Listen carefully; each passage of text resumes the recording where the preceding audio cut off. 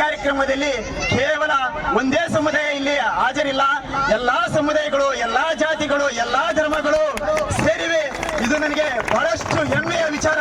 ಯಾಕೆಂದ್ರೆ ಭಾರತ ಕಂಡಿರುವಂತ ದೇಶ ಇದೆ ಎನ್ನುವಂಥದ್ದು ಬಾಬಾ ಸಾಹೇಬ್ ಹೇಳ್ತಾರೆ, ಬಸವಣ್ಣನವರು ಹೇಳ್ತಾರೆ, ಬುದ್ಧರು ಹೇಳ್ತಾರೆ, ಅಂಬಿಗರ ಚೌಡ ಹೇಳ್ತಾರೆ, ಮುಂತಾದ ಎಲ್ಲಾ ಸಮಾಜದ ಎಲ್ಲಾ ಅನಿಯಗಳು ಎಲ್ಲ ಹೇಳ್ತಕ್ಕಂತ ವಿಚಾರ ಆಗಿದೆ. ಪ್ರಮುಖವಾಗಿ ನಾವು ಏಕೆ ಸಂವಿಧಾನ ಜಾಗೃತಿ ಜಾತಿಯನ್ನು ಪ್ರತಿ ಹಳ್ಳಿಗೂ ತಲುಪುವಂತ ಕಾರ್ಯಕ್ರಮನ ಮಾಡಿದೆ ಎನ್ನುವಂಥದ್ದು ಬಹಳ ಪ್ರಮುಖ. ಅದೆರಡು ಒಂದು ಉದ್ದೇಶಗಳನ್ನ ನಿಮ್ಮ ಮುಂದೆ ಹೇಳಕ್ಕೆ ನಾನು ಇಚ್ಛಿಸ್ತೇನೆ.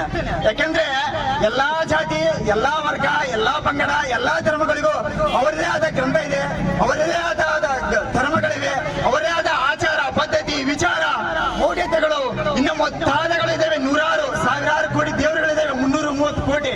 ಬಟ್ ಅವೆಲ್ಲವೂ ಸಹ ಏನೇ ಇದ್ದರೂ ಸಹ ಈ ನಮ್ಮ ಭಾರತ ಸಂವಿಧಾನದ ಅಡಿಯಲ್ಲಿ ಕಾರ್ಯನಿರ್ವಹಿಸ್ತೇವೆ ಎಂಬುದು ನಾವೆಲ್ಲರೂ ಮನಗಟ್ಟಬೇಕಾಗಿದೆ.